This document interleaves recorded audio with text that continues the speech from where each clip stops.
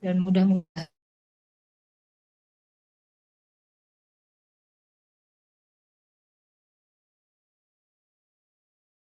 Pak Andar Nubowo ini juga bukan kita, tapi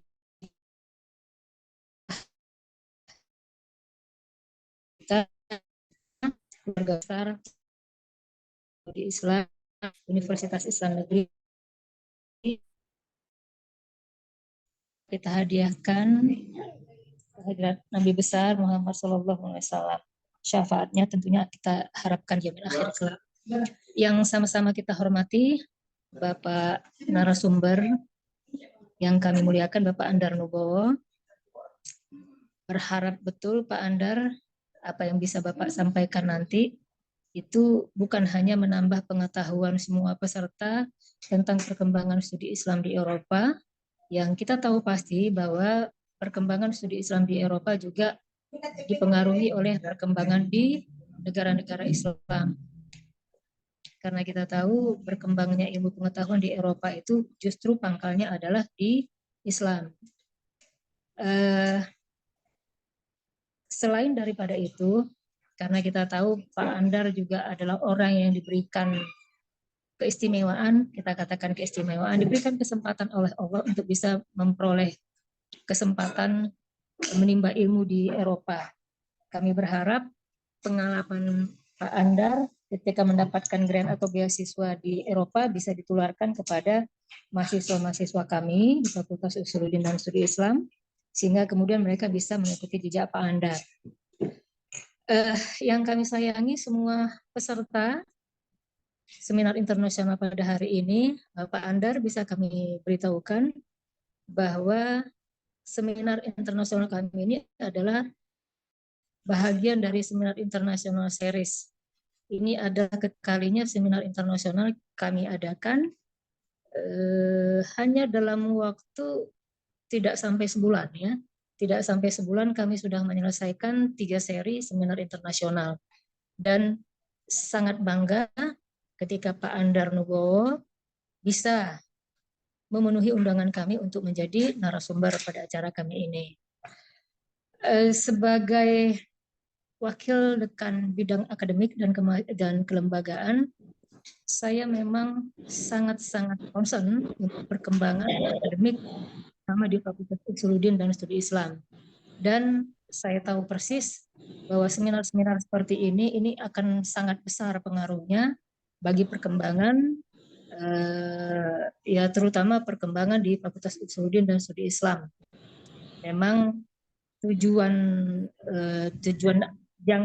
bukan jangka panjang ya, jangka pendek malah. Saya berharap semua kegiatan-kegiatan akademik yang kami lakukan bisa menambah poin sehingga kemudian prodi-prodi di Fakultas Usuluddin dan Studi Islam nanti bisa mendapatkan akreditasi unggul. Itu ya. Pak Andar, terima kasih sekali dari kami mewakili pimpinan di Fakultas Usuluddin dan Studi Islam Universitas Islam Negeri Sumatera Utara. Bapak bersedia untuk menjadi narasumber pada hari ini. Pada semua peserta, kita berharap jangan sekedar sekedar kagum ya, sekedar kagum melihat keberadaan atau sosok Pak Andar, tapi kemudian kekaguman itu mestinya berbuah kepada tekad bahwa aku adalah salah seorang yang nanti akan mengikuti jejak Pak Andar. Itu yang kami harapkan ya. Pak Andar dan Pak Ziad yang hadir baik offline maupun online. Saya pikir tidak banyak lagi sambutan saya. Memang kebetulan saya sedang berada di Palembang juga dalam rangka itu memperluas pengalaman, dan semua pengalaman itu akan kita tuangkan ke perkembangan prodi. Dan kali ini memang yang berkesempatan untuk mengembangkan diri itu adalah prodi Pemikiran Politik Islam di Fakultas Usuluddin dan Studi Islam Universitas Islam Negeri Sumatera Utara ya. Mari sama-sama kita buka seminar internasional kita pada hari ini dengan mengucapkan basmalah. Bismillahirrahmanirrahim. dan seminar internasional resmi saya buka. Saya tutup dengan wallahul muwaffiq ila aqwamit thoriq. Assalamualaikum warahmatullahi wabarakatuh. Waalaikumsalam warahmatullahi wabarakatuh. Ya, terima kasih Bu Eli atas sambutannya. Tes lagi, tes suara ini bagaimana suaranya? Kedengaran Bu Eli? Sana. Gimana Bu Eli? Suaranya kedengaran? Masih bagus. Suara di sini bagus. Baik, itu selanjutnya kita akan mendengarkan presentasi ya dari Mas Andar Kubowo. Tapi sebelumnya saya kira langkah baiknya kita akan memperkenalkan CV beliau ya.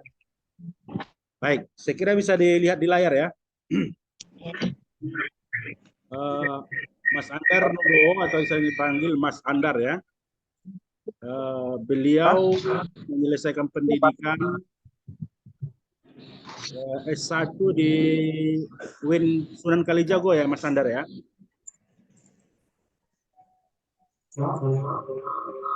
Ya Mas Andar, Sunan Kalijaga ya. Betul. Kalau nggak salah juga jurusan tafsir hadis ini ya. Betul, Pak. Oh, ini pas sekali. Ini adik-adik yang bergabung di offline ini prodi IAT ya. Sekarang namanya IAT, Ilmu Al-Quran dan Tafsir ya. Baik, saya kira ini Mas Andar akan menjadi inspirasi adik-adik di IAT ya. Bagaimana alumni IAT, alumni TH itu bisa menaklukkan Eropa ya. Nah, kemudian Mas Andar menyelesaikan Master S2 di tahun 2006 sampai 2008 di EHES ya, École Haute Études en Social Sciences di Paris, Prancis ya. Kemudian 2019 sampai 2022 menyelesaikan PhD atau doktor terus École Normale Supérieure di Lyon ya, Prancis. Baik, saya kira publikasi riset dari Mas Andar cukup baik sekali, cukup banyak sekali ya. Bahkan 2021 Mas Andar mendapat kehormatan ya dalam bidang riset. Ini saya break mahar ini ya 2021. Kemudian mendapat beasiswa dari pemerintah Prancis 2019-2022. Kemudian 2018 mendapat fellowship di Raja Ratnam Singapura ya, 2018. Kemudian juga terlibat ASEAN Youth Fellowship di Singapura. Kemudian 2017 masih mendapat fellow yang sama. Terus terakhir itu 2018 tadi ya. Baik, saya kira itu sekilas tentang Mas Andar, saya kira banyak sekali ya. Nanti adik-adik mahasiswa, kawan-kawan bisa mempertanyakan banyak hal secara langsung. Untuk selanjutnya kita berikan waktu kepada Mas Andar. Siapa namanya? Terima kasih Pak Dr. Ali dan Ibu Eli Warnisa Harap yang saya hormati. Assalamualaikum warahmatullahi wabarakatuh. Alhamdulillah, Allahumma sholli ala Muhammad wa ala ali Muhammad. Pada kesempatan kali ini kita bisa bertemu. Ça me fait plaisir de vous rencontrer ce matin en France, à Lyon. En fait, maintenant, c'est 9h15 du matin et l'après-midi à Medan, Sumatra Nord, Sumatra Utara, je crois que 14h, 14h15. Donc, il y a un décalage 5 heures entre France et Indonésie. Maintenant, en fait, j'ai grand plaisir de vous rencontrer pour partager ma petite ou minuscule connaissance sur l'islamologie ou bien les études islamiques en France ou en Europe avec vous, tous ensemble avec la faculté de Usuluddin et de sciences islamiques ou des études islamiques à UIN Sumatera Utara. Teman-teman yang berbahagia, mungkin sebelum saya mempresentasikan perkembangan Islam atau kajian Islam di Eropa, terutama di Prancis, mohon izin membagikan PPT. Apakah sudah bisa saya bagikan secara teknis? Sebentar. Tampaknya sudah bisa.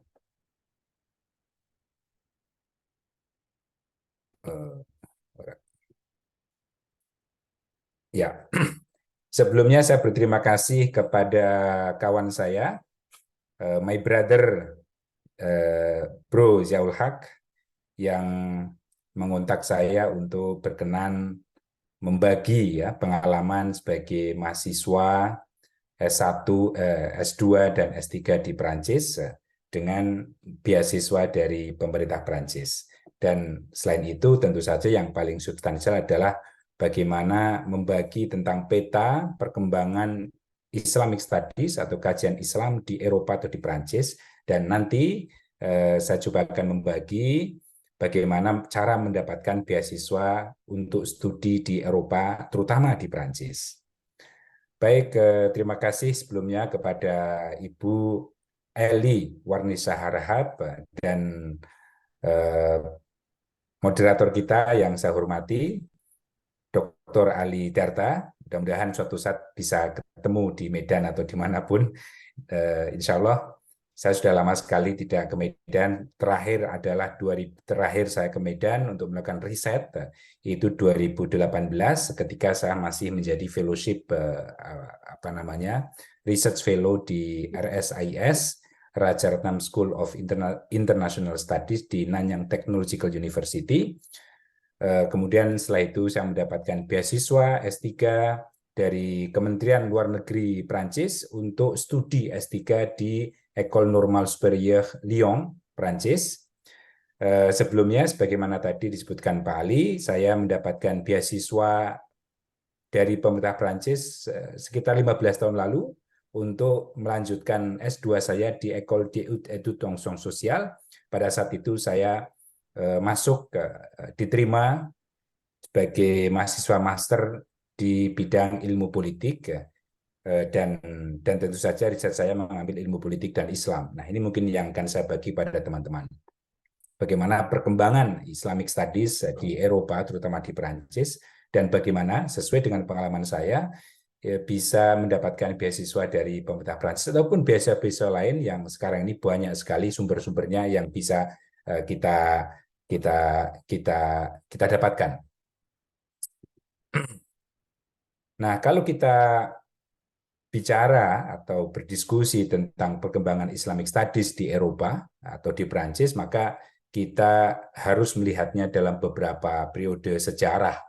Pertama, sebagaimana tadi Bu Ali sampaikan, bahwa kajian Islam di Eropa atau di Barat itu tidak bisa dilepaskan dari pertemuan atau persinggungan antara peradaban Islam dan Barat. Kita tahu sendiri bahwa pada abad pertengahan Islam berhasil masuk ke Spanyol, Andalusia, yang kemudian bernama Andalusia Islam atau Spanyol Islam, yang di sana dinasti Ottoman yang didirikan oleh Abdurrahman ad-Dakhil itu berhasil menjadi satu imperium Islam, satu peradaban Islam yang bertahan selama kurang lebih 4 abad, 4 sampai 5 abad. Nah, ini yang menyebabkan pertemuan atau persinggungan, bahkan gesekan antara Barat dengan Islam, yang kemudian memicu Barat, masyarakat Barat Eropa pada saat itu untuk mengkaji Islam. Nah, maka di sini awal mula bagaimana Barat tertarik dengan Islam, mengkaji Islam, apa sih Islam? Kenapa Islam itu bisa menguasai peradaban dunia dan kemudian menaklukkan Andalusia Spanyol? Bahkan kalau kita lihat, kita baca sejarah Islam di Barat, itu pada masa itu peradaban Islam atau Imperium Islam Andalusia itu sudah mulai merangsek ke utara, ya kan? Misalnya ke Poitiers, kurang lebih 40 km kurang lebih 90 km dari Paris, dari ibu kota Prancis, tapi kemudian dihadang oleh pasukan Prancis pada saat itu dan tentara Muslim pada saat itu kemudian kalah dan dakwah Islam itu tidak berhasil sampai ke Eropa Utara, katakanlah Eropa Barat, Utara dan sebagainya. Kalau misalnya pada saat itu Islam berhasil menaklukkan Prancis, saya kira Barat pada saat ini sekarang menjadi negara-negara Muslim, bisa jadi, tetapi takdir Tuhan ya, ini sudah menjadi takdir bahwa ternyata Islam tidak bisa mencapai Barat, ya, karena berhasil dihalangi, dikalahkan oleh kerajaan-kerajaan Katolik, ya, Kristen pada saat itu, dan kemudian Andalusia itu berhasil dikalahkan dalam peristiwa Reconquista pertama, yaitu penaklukan kembali, ya, yang pertama, dan kemudian Reconquista kedua, itu sekitar abad ke-15. Maka sejak saat itu Spanyol yang Islam, yang ada yang mengatakan sampai 7 abad jaya di Eropa, itu berhasil dikalahkan oleh kerajaan-kerajaan Katolik Kristen di Eropa dan di Spanyol terutama. Nah, akan tetapi setelah Andalusia runtuh, itu tidak menghentikan keinginan Barat untuk meneliti tentang Islam, mengkaji tentang Islam, yang kemudian itu memicu gairah intelektual Barat yang didukung oleh penguasa-penguasa Kristen Katolik pada saat itu untuk melihat Islam secara lebih mendalam melalui kajian-kajian yang dilakukan secara serius, ya. Akan tetapi kajian-kajian studi Islam itu mengalami perkembangan sesuai dengan konteks sosial politik yang mengitarinya. Nah, kita akan lihat pada misalnya medieval Christian, yaitu abad pertengahan Kristen, kurang lebih pada abad 1000 sampai abad 1500, bahkan sampai abad ke tahun 1500 atau abad ke-16 dan 17. Itu kajian Islam itu misalnya ditandai motivated by polemical ends. Jadi tujuan-tujuan yang bersifat polemik. Kemudian aim at establishing self-authenticity and preeminence by attributing to Islam often pejoratively error or willful misappropriation. Maka kajian-kajian Islam pada saat itu yang dilakukan oleh sarjana-sarjana Barat itu tidak lepas dari tuntutan atau motivasi yang bersifat polemik, ya, yang ditujukan untuk menegaskan keutamaan, ya, self authenticity, menegaskan keutamaan dari agama Kristen atau Katolik Eropa pada saat itu, peradaban Eropa. Peradaban Eropa itu unggul, Islam itu adalah agama yang minor, agama yang jelek, agama yang banyak kekeliruan dan kesalahan. Nah, maka kajian-kajian Islam pada medieval Kristen itu ditandai dengan hasil-hasil kajian yang bersifat pejoratif, ya, bersifat tidak objektif di dalam melihat Islam. Misalnya kita lihat bahwa Nabi Muhammad misalnya dianggap atau dituduh sebagai nabi palsu, nabi yang mengalami epilepsi, ya, karena Nabi Muhammad diceritakan itu menerima wahyu dari Tuhan ketika dalam keadaan epilepsi. Kemudian nabi yang mengawini misalnya perempuan di bawah umur, Aisyah misalnya, dianggap sebagai pedofili. Jadi pedofil, Nabi Muhammad ini pedofil. Nah, inilah kajian-kajian yang tumbuh dan berkembang di Eropa pada abad pertengahan.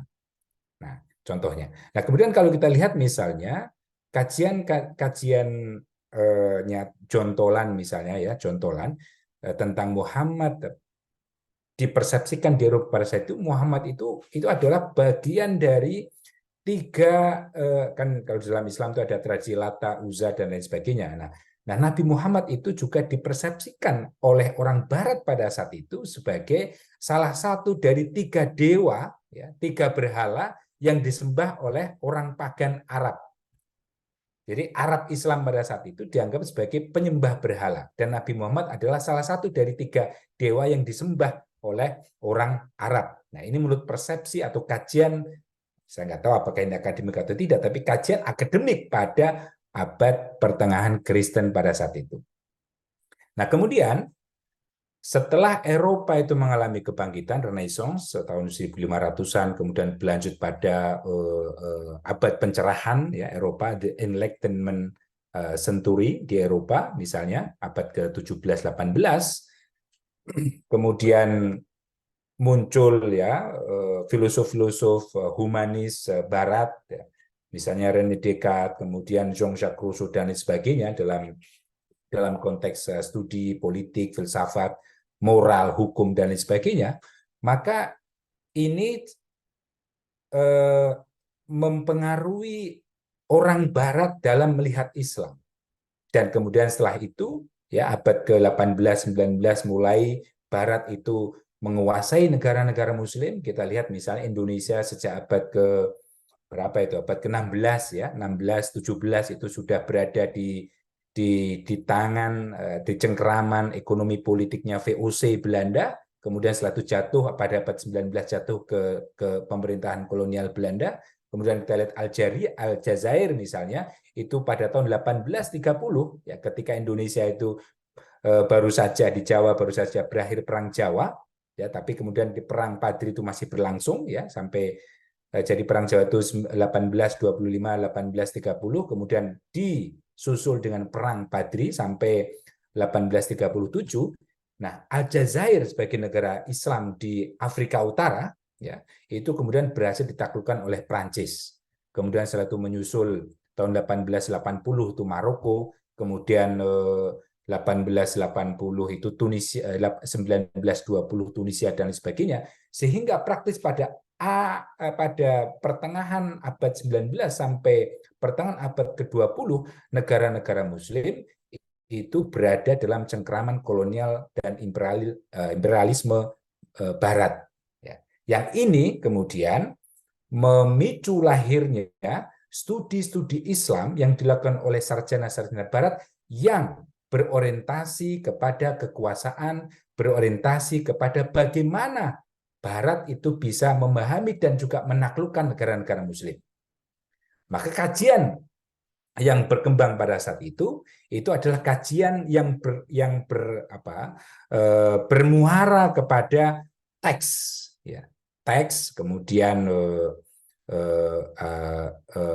doktrin teologis seperti kita, ya. Saya ini mahasiswa Usuluddin di UIN Sunan Kalijaga di prodi tafsir hadis. Itulah kajian-kajian yang kita lakukan, dan tapi bedanya kalau kita sebagai Muslim, nah Barat pada saat itu bertujuan untuk memahami Islam sekaligus untuk menundukkan bagaimana kekuatan Barat itu bisa menaklukkan Islam dan masyarakatnya serta negaranya.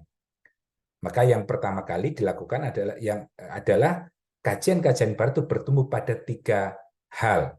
Yang pertama adalah melakukan kajian secara kritis terhadap edisi atau manuskrip Al-Quran dan hadis misalnya. Misalnya kajian dilakukan oleh Theodor Nolde, Ignaz Goldziher, Joseph Swali, terus kemudian Regis Blacher. Ya, ini adalah kajian-kajian sarjana Eropa yang mengkaji edisi kritis Al-Quran, Jam'ul Qurannya, ya, Mushaf Quran itu diteliti sehingga misalnya Regis Blacher yang menjadi topik dari skripsi saya di S1 UIN Sunan Kalijaga misalnya, dia mencoba meneliti asal-usul atau motif di balik kodifikasi Mushaf Utsmani yang menurutnya Mushaf Utsmani yang kita baca sekarang ini ya secara nasional dan internasional itu menjadi mushaf resmi ya Quran itu dipengaruhi oleh kepentingan politik aristokrasi Quraisy. Nah, ini yang kemudian saya kaji, yang kemudian saya juga mengkritik Regis Blacher karena Regis Blacher dalam kajian saya itu tidak berhasil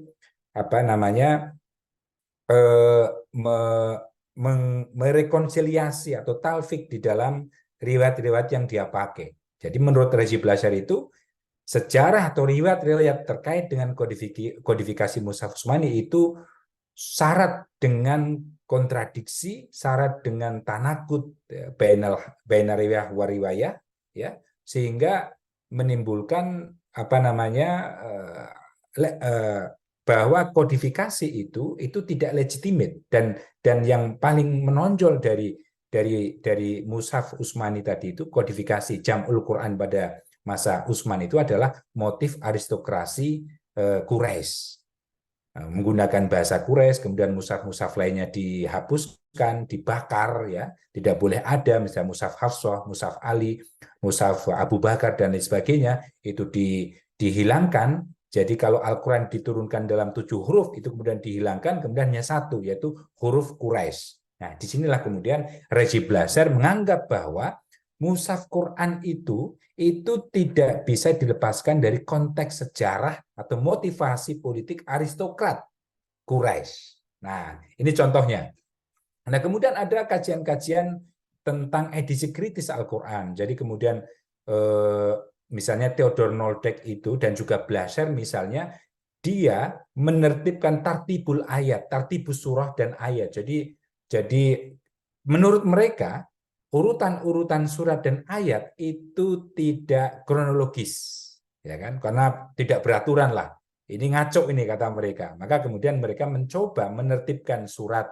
Jadi bukan Al-Fatihah kemudian Al-Baqarah, tetapi berdasarkan asbabun nuzulnya, maka kemudian mereka punya edisi kritis tentang tartibul ayat wa tartibus surat. Ini misalnya yang dilakukan oleh sarjana-sarjana Eropa pada abad ke-19 dan abad ke-20 ya. Abad ke-20, pertengahan abad ke-20, Reji Blaser. Dan juga Theodor Noldek, Ines Goldziher, kemudian di kajian hadis dan lain sebagainya banyak sekali. Nah, kemudian juga mereka melakukan kajian terhadap perkembangan Islam dan institusinya, seperti khalifah dan lain sebagainya. Nah, ini pada abad ke-19 dan juga pada abad ke-20 ya. Kemudian kita akan lihat misalnya perkembangan selanjutnya pada setelah Perang Dunia Kedua atau yang disebut dengan postkolonialisme ya, karena pada saat itu negara-negara muslim masuk Indonesia, negara kita itu berhasil merdeka dari cengkraman penjajahan barat. Kemudian disusul oleh negara-negara muslim lain di Afrika Utara, Aljazair misalnya 1962, Malaysia misalnya 1957, Maroko juga kemudian setelah itu, dan intinya pada pasca Perang Dunia Kedua itu negara-negara muslim itu kemudian menjadi negara yang merdeka. Nah, ini juga mempengaruhi kajian Islam yang dilakukan atau berkembang di barat. Kalau kita tadi diskusi bahwa kajian Islam di barat sebelum Perang Dunia Kedua itu dipengaruhi oleh motif politik, motif pendudukan kolonialisme, tidak objektif ya, berdasarkan asumsi dan prejudice bahwa Islam adalah agama yang dan sebagainya.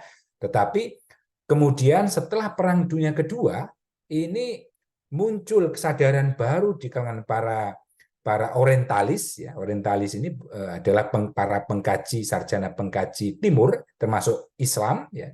Jadi Timur ini bukannya Islam tapi Timur juga mengkaji negara-negara muslim dan Islam. Maka muncul kesadaran di antara mereka untuk mencoba keluar ya dari jebakan-jebakan eurosentrisme. Jadi dari anggapan bahwa Eropa ini adalah pusat peradaban. Karena ini tidak berkesesuaian dengan semangat pencerahan Eropa tentang humanisme, universalisme, yang menganggap bahwa nilai-nilai universal itu bisa dimiliki oleh siapapun, peradaban manapun, tidak ada peradaban yang superior. Maka pada konferensi 1953 misalnya, para sarjana ini mencoba dismantle dan dekonstruk ya, di pandangan-pandangan yang sudah tercengkram lama dalam kepala sarjana-sarjana barat tentang eurosentrisme, itu kemudian didekonstruk dengan memunculkan pendekatan baru yang bersifat postmodernisme. Ini teman-teman Nusyuruddin saya kira paham. Kemudian poststrukturalisme yang ini berkembang juga di dalam disiplin cultural studies yang sedikit banyak juga mempengaruhi studi Islam. Nah, pada saat itu memang ada dua kelompok di kalangan sarjana barat. Yang pertama adalah kelompok orientalis atau kelompok Islam, sarjana Islamolog lama ya, yang beranggapan bahwa tidak perlu kita ubah pendekatan kita di dalam melihat Islam. Kita tetap bertumpu pada tradisi Jerman, edisi kritis tadi, kemudian doktrin teologis dan lain sebagainya. Tapi sarjana-sarjana baru yang mengkaji Islam di Barat itu mulai memberontak dari pendekatan lama. Oh tidak, sekarang ini muncul pendekatan-pendekatan ilmu sosial dan humanir yang baru, pendekatan postmodernisme, pendekatan kritis, cultural study dan sebagainya, ini perlu kita lakukan untuk melihat Islam dan perkembangannya. Jadi bukan hanya melihat Islam dalam konteks teks primer, Quran dan hadis, ataupun melihat Islam dari perkembangan kaum muslimnya, tetapi melihat Islam ini secara lebih objektif. Ya. Islam bukan melihat teksnya secara objektif, melihat perkembangan masyarakatnya, pergulatan masyarakat dalam konteks sosial, politik, ekonominya, juga secara komprehensif dengan pendekatan-pendekatan ilmu sosial yang muncul pada terutama pada tahun 60 dan 70. Nah, misalnya pada tahun 60-70 ini kita lihat misalnya muncul ya di Prancis, di Jerman itu ada madhab Frankfurt, di Prancis itu ada madhab ilmu sosial kritis. Kita lihat misalnya berkembang teorinya Foucault, kemudian teorinya Pierre Bourdieu misalnya, kemudian di Frankfurt ada Gadamer dan sebagainya. Nah, ini juga menjadi inspirasi bagi para sarjana-sarjana Islamolog ya, mengkaji Islam dan dunia Islam yang baru tadi itu untuk mengadopsi atau meminjam teori-teori sosial kritis yang berkembang tahun 60-70 tadi itu untuk melihat Islam dan masyarakatnya. Nah, kita lihat misalnya mulai muncul argumen-argumen yang memberontak dari Eurosentrisme. Misalnya kita bisa baca tulisannya Edward Said. Edward Said seorang Kristen ya, Palestina, terus kemudian dia menjadi profesor guru besar di Amerika. Dia menulis satu buku yang sangat terkenal, Orientalism, yang kemudian dia melakukan dekonstruksi terhadap Eurosentrisme, terhadap kajian-kajian Eropa terhadap Islam dan dunia Islam yang menurutnya pejoratif, tidak objektif, dan dipenuhi oleh kepentingan-kepentingan ekonomi politik Barat kolonial. Maka Edward Said melalui orientalisme itu ingin melakukan gugatan terhadap kajian-kajian yang dilakukan oleh sarjana Barat yang tidak adil menurutnya. Nah, pada tahun 60-70 ya, seiring dengan postkolonialisme ya, kemerdekaan di negara-negara Muslim, maka keperluan atau keinginan Barat untuk mengkaji Islam itu tidak berhenti, tetapi justru mencoba diposisikan kembali dalam konteks melihat Islam dan dunia Islam sebagai partner dalam konteks dialog, dalam pola dialogis ya, bukan pola kolonialis tadi itu, tapi dalam konteks pola yang dialogis tadi itu. Oh, ini ada Islam, ada Barat, kemudian ini perlu kita dialogkan.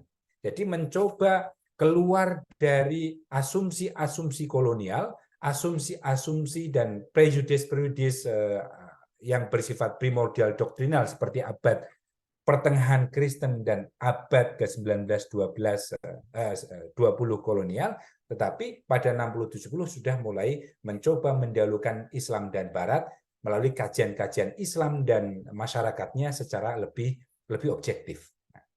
Jadi kita juga tidak boleh terjebak pada anggapan bahwa sekolah di Barat itu mesti nanti akan menjadi agen Barat. Oh tidak. Karena kajian-kajian atau studi di Barat sekarang ini, sejak tahun 60-70 dan sekarang, itu menggunakan pendekatan yang lebih akademik, ya, lebih objektif, melihat Islam, melihat dunia Islam secara lebih simpatik, ya, lebih apa adanya. Gitu. Jadi tidak seperti pada abad-abad atau pada periode-periode sebelumnya sebagaimana yang telah kita diskusikan di awal tadi itu. Nah, kemudian bagaimana perkembangan Islamologi atau Islamic Studies di Prancis? Tadi saya paparkan perkembangan Islamic Studies atau Islamologi di Eropa secara umum seperti itu. Nah, saya akan mencoba masuk pada Islamologi atau Islamic Studies di Prancis sekarang ini. Nah, saya yakin teman-teman Usuluddin dan teman-teman semuanya itu pernah membaca, ya, setidaknya pernah mendengar seorang pemikir Muslim dari Prancis, ya, berasal dari Aljazair, yang bernama Muhammad Arkoun. Nah, Muhammad Arkoun ini mencoba, karena dia lahir setelah Perang Dunia Kedua, terus kemudian dia tahun 60 itu sekolah di Prancis, setelah sekolah S1 di Aljazair, kemudian mendapatkan S3-nya doktor di Sorbonne, kemudian dia menjadi dosen di Sorbonne di bidang sejarah dan Islamic Studies. Dia melihat bagaimana Barat itu tidak adil dulu ya, seperti yang tadi saya ungkapkan, dulu itu di dalam melihat Islam dan masyarakatnya. Ya karena tadi seperti yang saya ungkapkan itu ada kepentingan-kepentingan politik kolonial.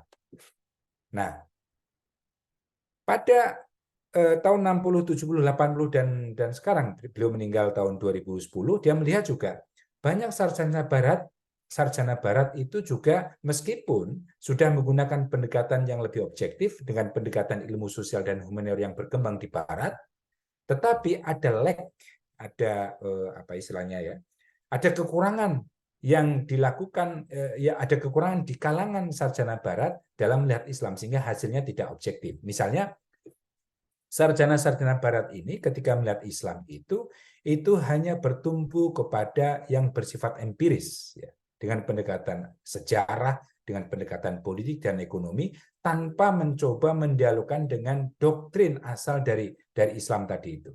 Nah, ini kritiknya Arkun kepada sarjana Barat atau Islamolog Barat. Pada saat yang sama, Arkun juga mengkritik sarjana-sarjana Muslim.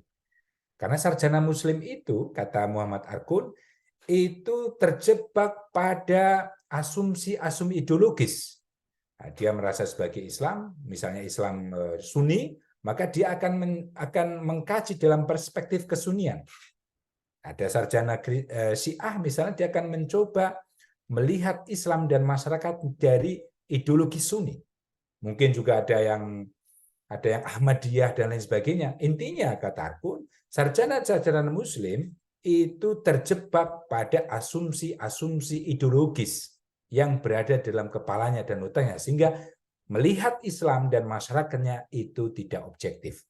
Oleh karena itu, Arkun menawarkan apa yang disebut dengan Islamologi appliquée atau the applied Islamology. Jadi Islam terapan, jadi Islamologi terapan yang bertumpu pada a critical reading of Muslim tradition, ya, melalui pendekatan modern knowledge and science. Ya. Yang kedua, mencoba melakukan kajian-kajian sejarah terhadap diskursus, ya, diskursus itu pernyataan dari leader-leader Islam kontemporer. Di satu sisi perlu ada sikap kritis terhadap kajian-kajian atau teks-teks Islam yang lama, ya.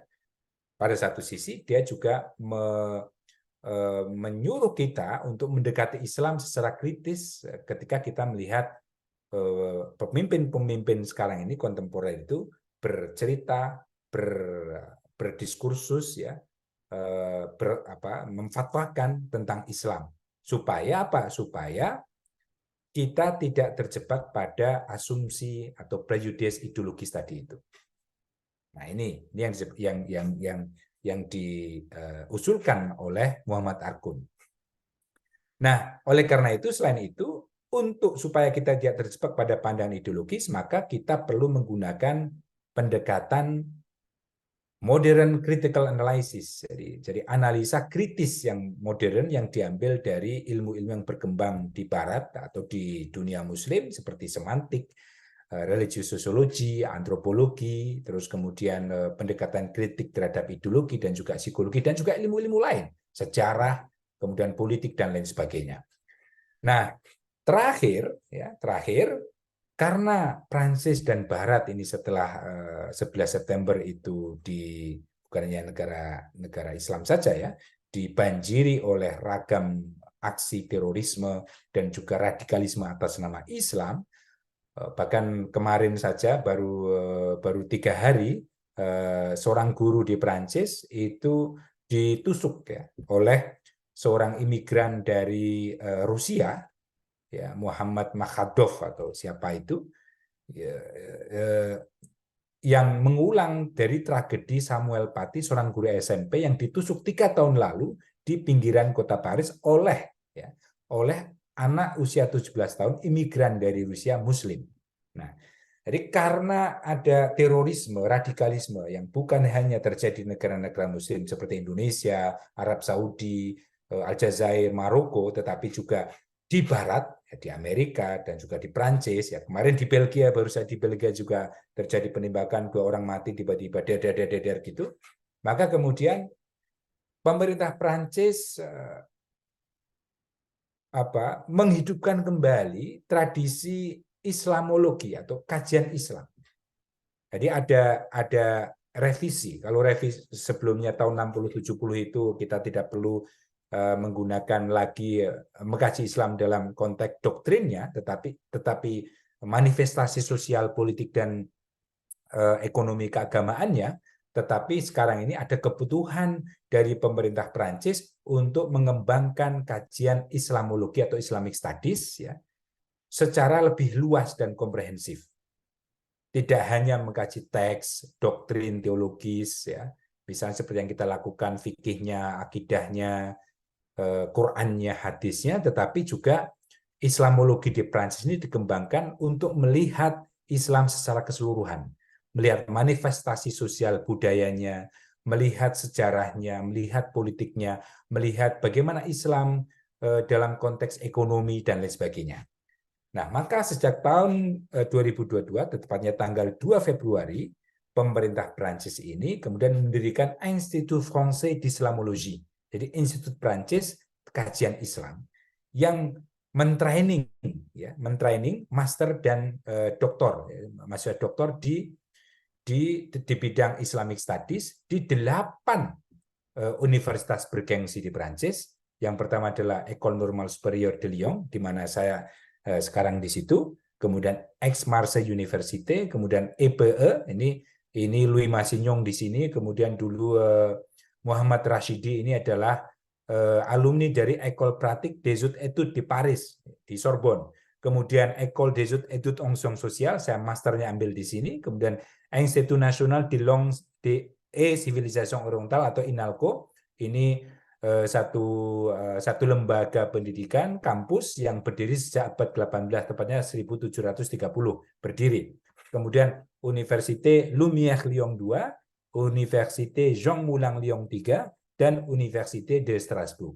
Jadi kalau teman-teman nanti ingin melanjutkan studi Islam, ya, melakukan kajian Islam, Quran, hadis, kemudian dalam perspektif ya ilmu-ilmu pendekatan kritis tadi dengan mengawinkan pendekatan sosiologi atau antropologi, sekarang ada apa namanya, ada kajian living Quran atau living hadis dan sebagainya. Ini bisa teman-teman semuanya mendaftar ya sebagai master atau doktor di 8 kampus ini, yang Institut Français d'Islamologie atau IFI ini itu juga menyediakan beasiswa. Nah, kira-kira itu perkembangan studi Islam di Eropa dan di Prancis.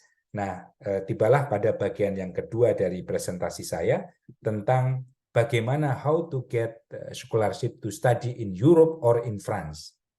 Nah, di sini saya akan bercerita tentang pengalaman saya sebagai peraih beasiswa di master dan juga di program doktor di Prancis ya.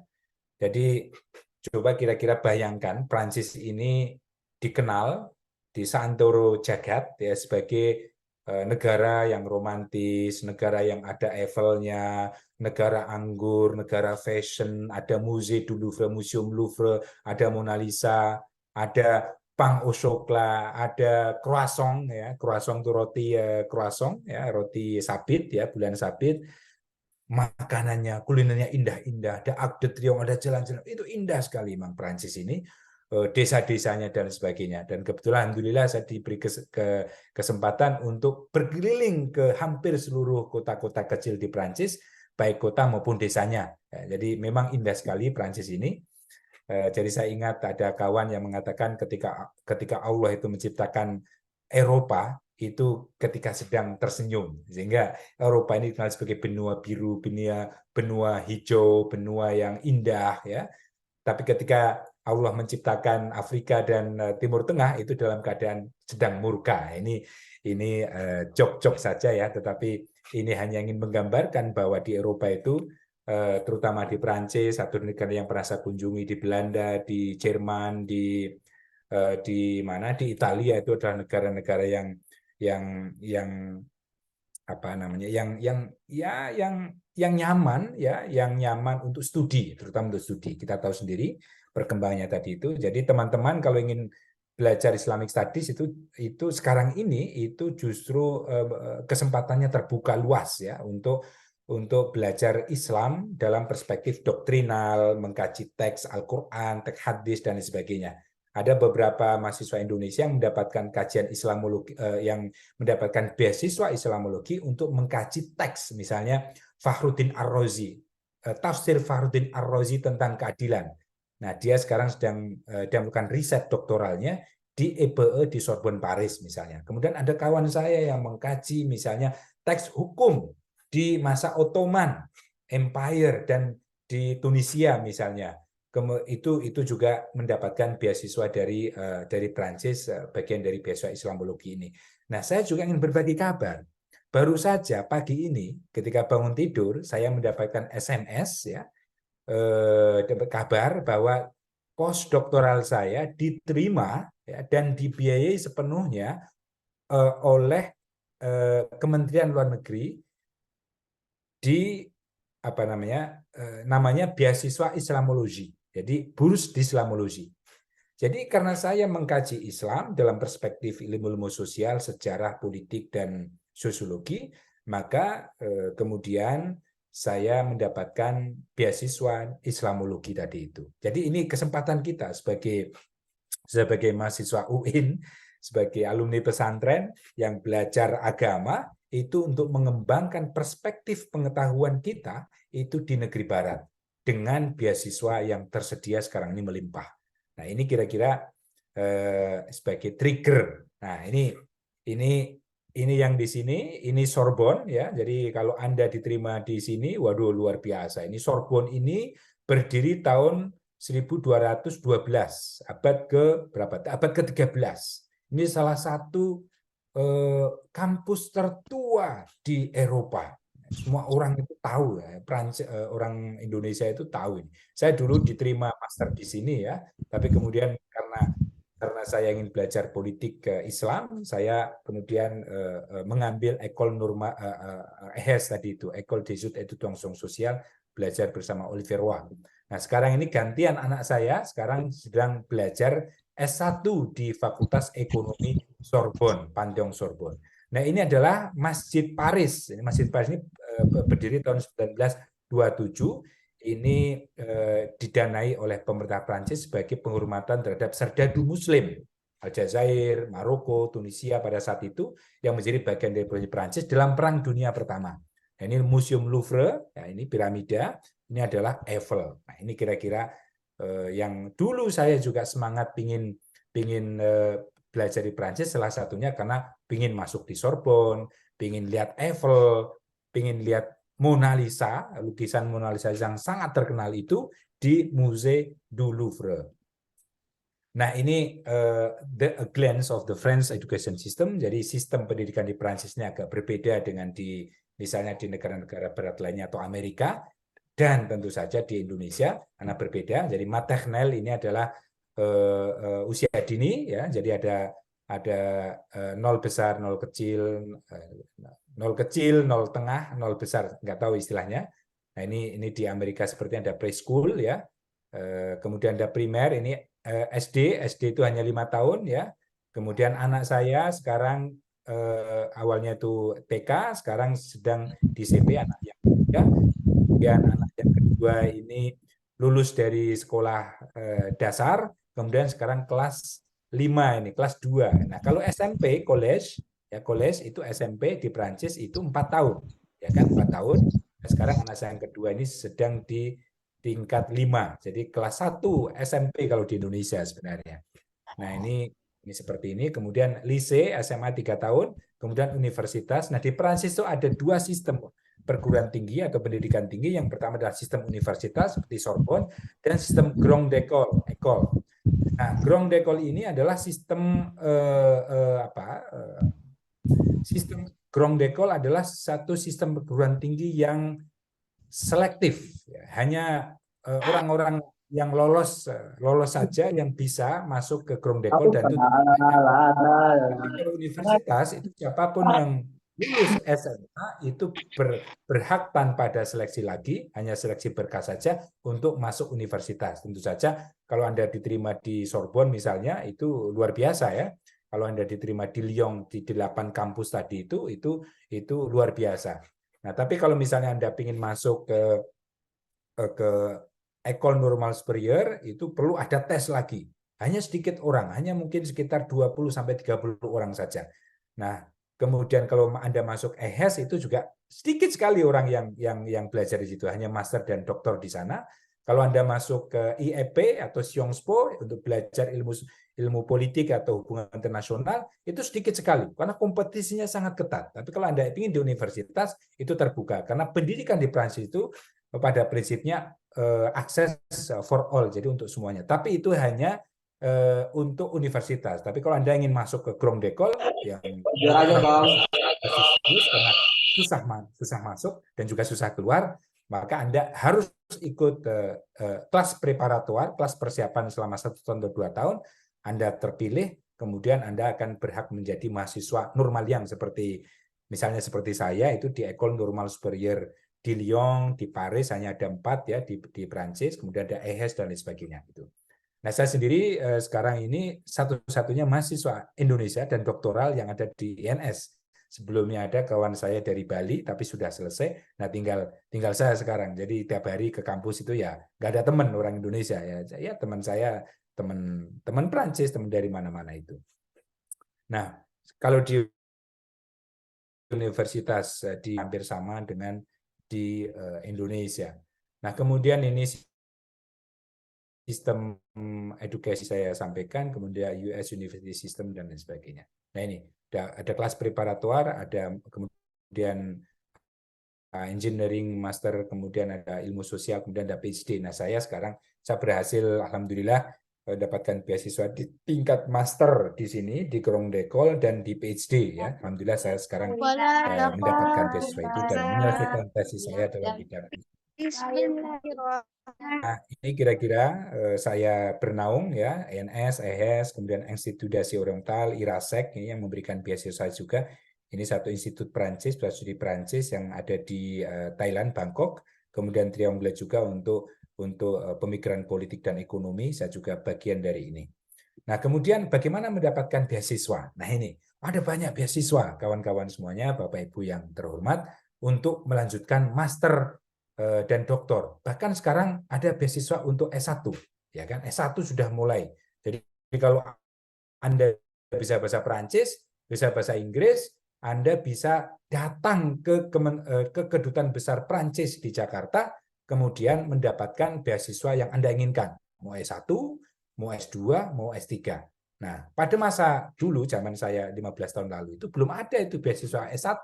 Nah, sekarang ada kebijakan baru lagi, yaitu membuka beasiswa S1 untuk kuliah di Prancis. Nah, kemudian S2 itu pasti, S3 ya ini ada tetapi sangat selektif, kecil sekali.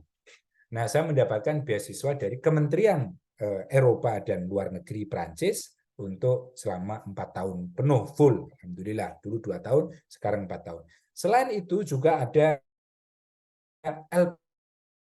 LPDP. Ini banyak sekali dan sebagainya. Ini bisa mendaftar sebagai kandidat untuk sekolah dimanapun, termasuk di Prancis untuk studi Islam. Jadi kalau teman-teman ingin belajar studi Islam, jangan ragu, jangan lupa untuk mendaftar beasiswa ini. Kemudian ada beasiswa Erasmus Mundus, ini beasiswa Eropa, Uni Eropa ini. Ini beasiswa untuk master dan juga untuk dokter yang memungkinkan kita itu 1 tahun di Prancis, 1 tahun di negara-negara Uni Eropa, di Jerman misalnya, atau sebaliknya dari Jerman ke Prancis, atau Spanyol ke Prancis, atau Prancis Jerman, Jerman Spanyol, Belanda dan sebagainya. Kemudian ada juga beasiswa unggulan, mungkin namanya sekarang berubah karena setiap ganti menteri biasanya ganti istilah, tapi intinya ada. Mungkin sekarang sudah masuk ke dalam payung LPDP gitu ya, jadi tersentralisasi pengelola dana beasiswa dari pemerintah Indonesia. Saya kira lebih bagus sekarang ini ya, LPDP tadi itu. Nah, dulu ada 5.000 dokter, tapi kemudian saya dengar ada persoalan administratif dan lain sebagainya. Maka kemudian sekarang disatukan menjadi LPDP, tapi LPDP MORA. MORA itu Minister of Religious Affairs atau Kementerian Luar Negeri. Kemudian ada LPDP untuk santri, ada LPDP untuk umum.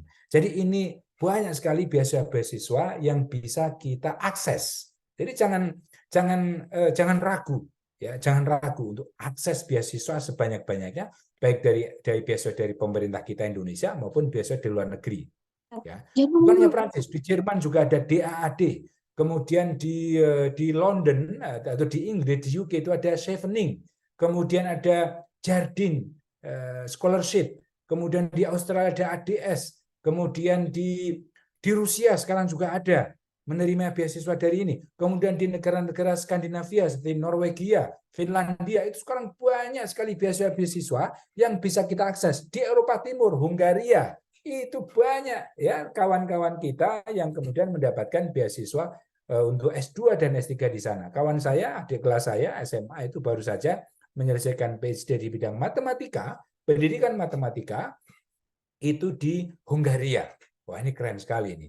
Jadi teman-teman, ini adalah kesempatan kita untuk meraih beasiswa dari manapun, untuk memperdalam kajian atau pengetahuan kita ya dalam Islamic Studies, Islam dan politik, Islam dan ekonomi dan lain sebagainya, itu sekarang terbuka lebar kesempatan. Dan Indonesia itu menjadi target dari negara-negara maju ya, negara-negara luar ya, Indonesia juga maju pendidikannya untuk menjadi bagian dari kampus mereka itu. Apalagi sekarang ada ranking universitas ya, internasional itu mensyaratkan kuota mahasiswa internasional, dan Indonesia adalah target dari pemberi beasiswa dari luar negeri tadi itu. Tapi syaratnya tentu ada syaratnya. Syaratnya pertama adalah IPK kita harus bagus, harus serius, pengetahuan kita basicnya juga harus bagus, dan kemampuan bahasa kita itu juga harus bonafit. Kalau Anda ingin ke Prancis, minimal sekarang ini bahasa Inggris, TOEFL-nya harus 550 lah mungkin sekarang ya, IELTS-nya 6, 7, nah itu. Kemudian plus ditambah dengan kemampuan bahasa Prancis. Nah, ini penting. Zaman saya dulu waktu master itu susah sekali kita untuk belajar dalam menulis ya dalam bahasa Inggris ya, tesis kita atau disertasi kita. Tapi sekarang dimungkinkan. Tapi karena saya oleh karena itu saya dulu sejak masih S1 itu karena sudah, nah ini penting ini, menanamkan mimpi sejak dini. Saya mimpi ke Prancis itu sejak kelas 2 SMA. SMA saya di Madrasah Aliyah Program Khusus Solo. Sejak kelas 2 saya mencoba baca-baca buku dan sebagainya. Ada pemikir-pemikir Muslim ya dari Timur Tengah, dari Mesir, Hasan Hanafi, kemudian Kak Hussein misalnya, itu ada lulusan Sorbonne. Ali Syariati itu ideolog dari revolusi Iran tahun 1979 itu juga alumni S3 Sorbonne, ya kan, Prancis. Dari situ maka terbetik keinginan saya untuk sekolah di Sorbonne, untuk belajar di Prancis. Karena itu, sejak saya kuliah di Jogja, saya juga nyambi ikut kursus bahasa Prancis dengan biaya sendiri. Jadi memang jerbasuki mawa beo, kata orang Jawa itu, ya kan? Jadi kalau kita ingin mencapai mimpi kita juga harus berusaha dan juga ada biayanya. Ya sedikit-sedikit dan sebagainya kita nabung. Jadi bukan hanya untuk main-main ya, jalan-jalan, selfie-selfie dan sebagainya, tapi kita harus punya visi untuk studi ke depan mau kemana, dan kita harus mempersiapkan sejak dini. Kita punya mimpi, maka mimpi itu harus kita capai dan kita persiapkan sejak dini, misalnya dengan belajar bahasa, IPK yang bagus ya. Nah, alhamdulillah saya mendapatkan bahasa Prancis yang cukup baik, sehingga menjadi modal saya untuk mendaftar ke beasiswa Prancis saat itu di Jakarta, dalam diterima ya. Saat itu beasiswa Prancis hanya 10 orang, saya dari mungkin dari 800-900 pendaftar, saya alhamdulillah mendapatkan untuk belajar ilmu politik. Nah, padahal saya ini tafsir hadis. Ilmu politik ya, kursi ilmu politik beasiswa pada saat itu hanya 3 orang. Nah, saya ini alumni tafsir hadis, alhamdulillah mendapatkan diterima beasiswa Prancis untuk belajar ilmu politik di Prancis, ya kan? Nah, Anda tahu dari 3 ya, yang menerima beasiswa ilmu politik tadi itu 2 dari UIN, dari IAIN, UIN. Yang satu saya, yang satu teman saya, UIN Syarif Hidayatullah Jakarta. Yang satu ini alumni UI, memang dia belajar ilmu politik hubungan internasional, alumni UI. Nah, saya dan satunya ini background-nya Islamic Studies, saya tafsir hadis, Usuluddin, dan satunya itu sastra Arab. Tapi mendapatkan beasiswa ilmu politik di Perancis. Nah, itu mengalahkan orang UGM, orang UNER, orang UI dan lain sebagainya yang memang S1-nya itu ilmu politik. Nah, itu. Jadi saat itu ya saya belajar bahasa, IPK saya bagus, saya berhasil saya mencoba membuat proposal yang baik, yang bagus, kemudian meyakinkan bahwa proposal saya akan melakukan riset S2 saya begini. Nah, untung karena saya pernah di pesantren kurang lebih 6 tahun, jadi ada pelajaran muhadharah, latihan pidato, jadi ya bisa ngomong, bisa meyakinkan. How to convince para pewawancaranya itu. Apa yang akan kita lakukan studi? Harus pede kita ini. Nah, jadi kita sebagai santri, sebagai orang UIN kan tidak punya background yang mewah seperti anak UI, anak UGM dan sebagainya. Tapi kita harus tetap pede, kita bisa. Dan alhamdulillah terbukti. Gitu-gitu saya mendapatkan beasiswa S2. Kemudian S3 saya juga demikian. Tadi disebutkan oleh Pak Ali Darta, saya alhamdulillah mendapatkan beasiswa S3, kemudian tahun 2021 saya mendapatkan penghargaan riset terbaik di Prancis, ya, Prix Mahar Sujon Berger tahun 2021. Selain mendapatkan penghargaan juga mendapatkan dana juga, ya kan. Kemudian tahun 2021 juga saya mendapatkan dana riset dari Prancis dan juga dari Dubai. Kemudian baru saja ini saya sudah menyelesaikan, sudah submit tesis saya, sudah doktor PhD. Kemudian untuk postdoc ini saya mendapatkan, baru saja pagi tadi saya mendapatkan kabar baik, postdoc saya diterima dengan beasiswa Islamologi, karena saya akan meneliti tentang bagaimana diplomasi hubungan internasional tapi Islam, ya. Bagaimana Indonesia, negara Indonesia, pemerintah Indonesia, NU dan Muhammadiyah tadi itu melakukan diplomasi Islam moderat atau Islam jalan tengah di fora internasional. Nah, itu juga menjadi bagian dari kajian Islamologi. Jadi kajian Islamologi itu bukan hanya kajian Al-Qur'an, hadis, fikih, tafsir, kemudian akidah akhlak dan sebagainya, tetapi juga manifestasi dari Islam dalam konteks politik, ekonomi, sosial, budaya dan sebagainya, itu juga menjadi bagian dari Islamologi dalam definisi Islamologi atau pengertian Islamic Studies yang ada di Prancis dan di Eropa sekarang ini. Nah, saya kira itu pengantar saya. Nanti kita akan diskusi lebih lanjut dan lebih jauh, lebih dalam. Dan kalau teman-teman ingin cari informasi tentang beasiswa di Prancis, silakan. Ini ada kampus France Indonesia, itu ada di Medan juga ada, ya, di Bali, di Jakarta, di Jogja. Nah, ini ada nih. Saya sebutkan Jakarta, Bandung, Yogyakarta, Surabaya, Medan, dan Bali. Ini adalah Institut Français d'Indonésie. Jadi lembaga Prancis di Indonesia yang bisa memberikan Anda arahan atau orientasi tentang studi di Prancis, studi tentang Islam, dan juga beasiswanya. Ini kalau Anda ingin studi di Prancis. Tapi studi di Barat itu bukannya di Prancis, bisa di mana-mana. Tetapi dalam konteks ini saya berbagi dengan Anda tentang pengalaman saya studi di Prancis dan mendapatkan beasiswa dari pemerintah Prancis. Saya kira itu dari saya. Terima kasih. Saya kembalikan kepada Pak Ali Darta selaku moderator. Sementara, billahi taufiq wal hidayah. Wassalamualaikum warahmatullahi wabarakatuh. Waalaikumsalam. Ya, terima kasih Mas Andar ya atas presentasinya yang sangat menarik ya. Di kolom chat ini sudah ada beberapa pertanyaan ini Mas Andar. Pertama tentang orientasi studi Islam di Eropa itu apa sebenarnya ya? Kemudian terkait pertanyaan teknis ini umur ya. Umur berapa batasan? Apakah ada batasan untuk memperoleh beasiswa di Eropa ya? Kemudian pertanyaan terakhir ini tentang iklan di kampus Eropa. Kemudian ya itu ada 3 pertanyaan Mas Andar ya. Ya kita tampung 3 pertanyaan. Makasih Pak Ali, makasih Ya, kepada Mas Andar. para penanya. Mas Nanang Aminanto tentang batasan umur ya, setahu saya tapi perlu dicek lagi untuk beasiswa S1 di Prancis itu tidak lebih dari 22 tahun.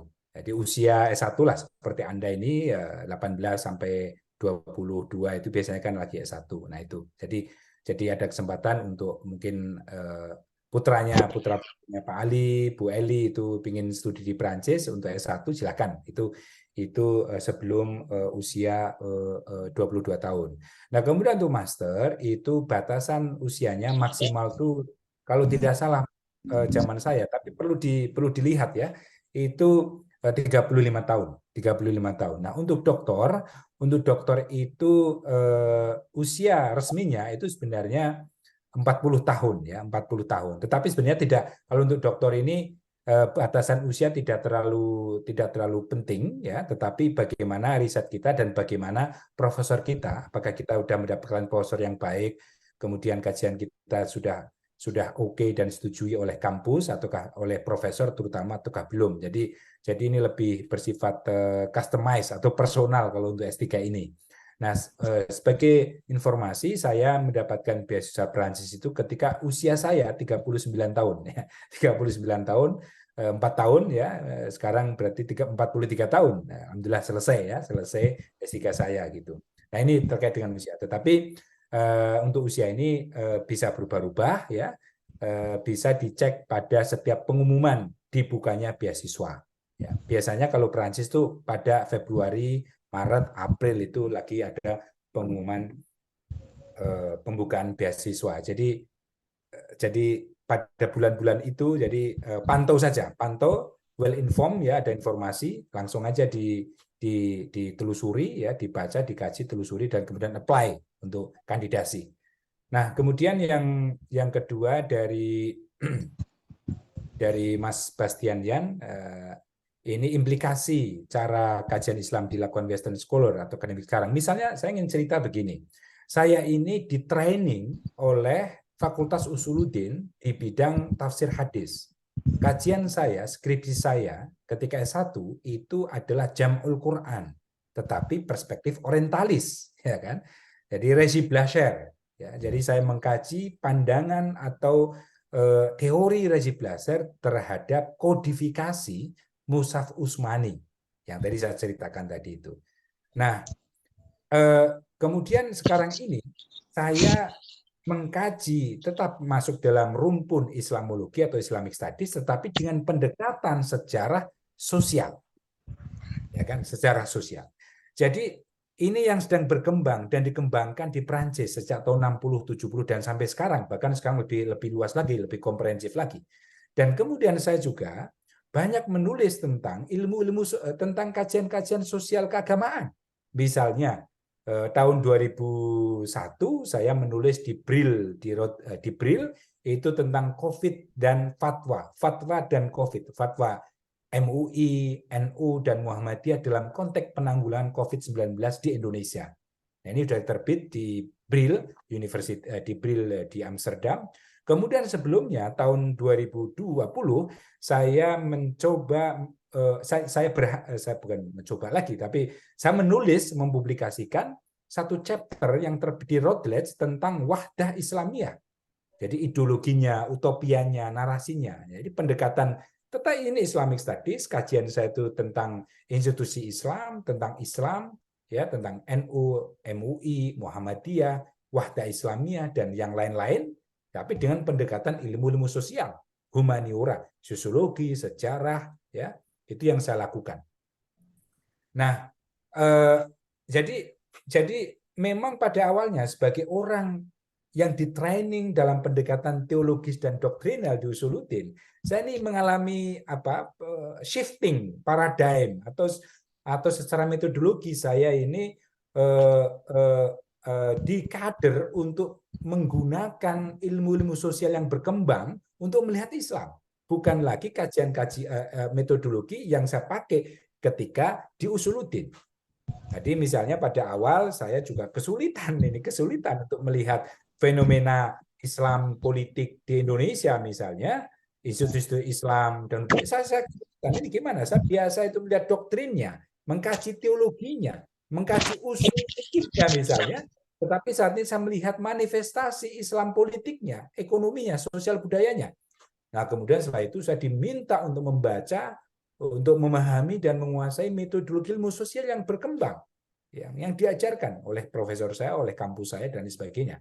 Pendekatan ilmu sosial kritis di Prancis, Bourdieu, kemudian Foucault, kemudian Paul Ricoeur, misalnya tentang ideologi, dan lain sebagainya, saya baca, kemudian saya gunakan untuk melihat itu semuanya. Dan sekarang ini, sebenarnya kalau bisa dikatakan, ya memang saya dengan background saya tidak bisa dilepaskan dari kajian Islam, tetapi kajian saya ini berkembang, bukan lagi Islamic Studies murni, ya kan? Tapi ilmu sosial, saya mungkin sekarang ini dokter atau PhD di bidang ilmu sosial atau sejarah, malah mungkin sejarah sosial. Nah, bisa dikatakan demikian. Tetapi karena background saya tidak bisa dilepaskan dari kajian-kajian yang bersifat keislaman tadi itu, Islamic Studies tadi itu, maka orang akan melihat saya sebagai ilmuwan sosial, ya ini calon ilmuwan sosial atau sarjana sosial Islam. Kira-kira seperti yang objek studinya adalah Islam. Nah, kira-kira seperti itu. Nah, kemudian dari Muhammad Imaduddin Nasution, ini posisi PhD seperti yang dikatakan umumnya di situs bagaimana strategi. Strategi. Itu tadi yang sudah saya sampaikan tadi itu, strateginya adalah kuasai bahasa Inggris, kalau ingin Prancis, ya di Jerman juga kuasai bahasa Jerman. Nah, itu perlu biaya itu. Perlu ya kita biaya itu bisa dengan nabung sendiri, kursus dan sebagainya. Jangan malas. Tapi sekarang selain kursus, saya ini mohon maaf ya, saya boleh cerita untuk bahasa Inggris saya nggak pernah kursus. Saya nggak pernah kursus. Saya kursus bahasa Prancis. Karena bahasa Inggris sejak SMP, SMA, kemudian kuliah juga mendapat itu, tinggal kemudian mengasah kemampuan bahasa Inggris ya. Tentu bahasa Inggrisnya perlu diasah terus ya. Apalagi sekarang ada YouTube ya, ada Netflix, ada sumber-sumber belajar bahasa asing yang memudahkan kita. Ada radio, mungkin sekarang ada TV di Indonesia, ada channel TV dalam bahasa Inggris, itu dengarkan tiap hari. Sampai sekarang pun saya setiap hari saya membaca dalam bahasa Indonesia, tentu saja untuk berita-berita Indonesia, tapi saya juga membaca bahasa Prancis dari berita-berita Prancis, mendengarkan TV Prancis, dan ini hobi saya, melihat film-film bahasa Inggris, bahasa Prancis, bahasa Inggris, bahasa Prancis begitu. Sekarang ada subtitlenya. Itu adalah lahan atau wahana kita belajar bahasa asing. Tidak harus kursus malah sekarang ini. Nah, anak saya ini nggak pernah kursus, sekarang udah casisu saja bahasa Inggris. Padahal dia di sini bahasa Prancis. Bahasa Prancis alhamdulillah tidak ada masalah, tapi justru mereka itu bahasa Inggrisnya lebih bagus, berkuat. Karena mereka main game. Anak-anak ini main game online dengan teman-temannya nggak tahu, dengan bercakapnya dengan bahasa asing, dengan bahasa Inggris, dengan bahasa Prancis. Ya kadang ini dia main game apa ini? Sebagai orang tua ya harus melihat. Kalau udah benar, oh nggak apa-apa. Gitu. Nah, ini wahana-wahana yang bisa kita lakukan. Ini strategi menguasai bahasa. Yang kedua strategi bagasi intelektual kita itu kita harus menguasai apa yang akan kita teliti. Jadi bikin proposal yang bagus, bikin kajian yang bagus ya. Kemudian kita menguasai itu, kita tertarik itu. Jadi memang betul-betul tertarik kita ingin mempelajari itu. Di S3 saya misalnya saya mengkaji the genealogy, kalau dalam bahasa Inggris the genealogy of the justly balanced Islam, atau asal-usul Islam wasatiyah atau Islam jalan tengah di Indonesia, tapi dengan pendekatan sosial istoah, dengan pendekatan sosiologi dan sejarah. Nah, ini bukan pendekatan doktrinal tadi itu seperti Usuluddin, tapi ada pendekatan ilmu sosial tadi itu. Nah, karena ini kita untuk S3 misalnya ada 3 tahun, 4 tahun, bahkan mungkin saya termasuk yang paling cepat. Ya, di Perancis itu minimal rata-rata itu 5 tahun, bahkan 6 tahun, 7 tahun, 8 tahun, 9 tahun itu, bahkan teman saya itu baru selesai, anak UI itu baru selesai 11 tahun misalnya untuk S3 di Perancis. Nah, ini waktu yang lama, butuh energi, butuh persistensi, butuh ketahanan diri untuk selama kurun waktu itu kita mengkaji satu tema yang itu menjemukan kalau kita nggak suka. Tapi perlu ada cinta pada objek yang kita kaji. Nah itu secara bagasi atau bekal intelektual tadi itu. Selainnya adalah ketahanan, kesabaran, ketabahan untuk belajar di luar negeri. Karena di luar negeri itu nggak mudah. Di luar negeri itu dari budayanya beda, iklimnya juga beda. Sekarang ini iklimnya dingin sekali. Dingin sekali, saya dingin, tapi saya karena sedang bersama teman-teman ini saya jadi hangat ini. Jadi nggak terasa ini dinginnya ini di rumah, ya kan? Nggak terasa. 9, 9 derajat. Ya, ini udah musim gugur. Ini bagi yang tidak tahan mental itu bisa tertekan, bisa stres, bisa nggak selesai, bisa pulang. Banyak kawan-kawan yang pulang tadi itu. Ya gitu. Belum lagi beasiswanya kadang nggak cukup, apalagi udah berkeluarga. Seperti saya, anak saya 3 misalnya, saya bawa semuanya ke sini. Biasanya kecil, ya kan? Nah, itu bagaimana? How to economize, ya kan? How to live, ya kan? Dengan biaya yang sangat with limited scholarship tadi itu. Apa yang, nah itu struggling for life-nya itu. Jadi, nah, tapi saya yakin karena kita pernah di pesantren, kita pernah dipelajari hidup bersahaja, struggling for life, striving for the best, gitu ya. Ya insya Allah itu akan oke. Gitu. Dan kita jalani dengan senang hati. Intinya adalah senang hati dan cinta, gitu ya. Dengan tentu saja kita harus realistik, ya. Realistik. Kalau misalnya TOEFL kita itu masih 400, jangan kemudian wah tawakal berani kemudian daftar. Enggak, itu konyol. Ya, itu konyol. Ya. Tapi kita harus TOEFL kita harus bagus dulu. Bahasa Prancis kita harus bagus dulu. Ya paling tidak minimal paham, ya.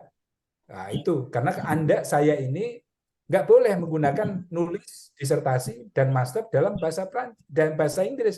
Saya harus menggunakan bahasa Prancis. Alhamdulillah, saya menulis tesis master bahasa Prancis. Ini disertasi saya dalam bahasa Prancis. Minimal 350 halaman. Nah, itu kalau nggak punya kemampuan bahasa susah.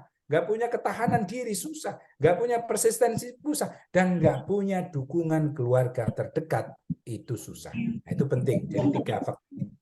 Jadi kemampuan bahasa, kemampuan intelektual, ya, cinta, tabah, ya, secara ya, dan juga dukungan dari orang-orang terdekat kita, keluarga, orang tua, mungkin suami atau istri dan anak, gitu yang sudah punya keluarga, itu ya, itu sangat penting. Tanpa itu berat, banyak yang tumbang. Bukan hanya orang Indonesia, tapi orang Prancis juga banyak yang tumbang ketika sedang menjalani S2 maupun S3 dimanapun. Di Indonesia juga berat juga untuk S3 itu. Saya kira itu. Ya, terima kasih Mas Andar atas jawaban-jawabannya yang sekira sangat menginspirasi para adik-adik mahasiswa di sini ya. Karena berhubung waktu kita di Indonesia sudah 3:24 ini Mas Andar. Terima kasih banyak atas segala waktunya yang telah disiapkan ya. Banyak sekali hal menarik dari presentasi Mas Andar. Catatan-catatan kita penting terkait tentang studi Islam di Eropa ya yang cukup berkembang terutama di Prancis ya. Bahwa tradisi kesarjanaan Prancis dalam konteks studi Islam itu banyak tidak hanya dikenal di Prancis tapi juga saya kira sampai di Indonesia ya. Beberapa tokoh-tokoh sarjana besar, pemikir-pemikir besar di Prancis sangat populer di Indonesia seperti Muhammad Arkun ya, yang kenal sebagai seorang pemikir Islam ya. Kemudian tadi terkait tentang peluang-peluang beasiswa ya, Mas Andar sudah menyampaikan bahwa kita harus berani bermimpi ya, bahwa Mas Andar telah membuktikan mimpi itu sarjana tafsir hadis ya, sudah bisa menaklukkan Eropa ya. Terima kasih sekali lagi Mas Andar atas waktunya. Sukses selalu, sehat selalu.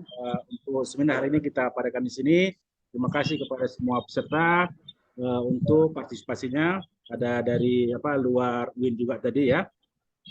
Oke, terima kasih. Sama-sama kita tutup acara ini dengan lafaz hamdalah. Alhamdulillah. Assalamualaikum warahmatullahi wabarakatuh. Waalaikumsalam warahmatullahi wabarakatuh. Terima kasih Mas Andar atas waktunya. Sama-sama Pak Ali. Sampai ketemu insya Allah. Ya.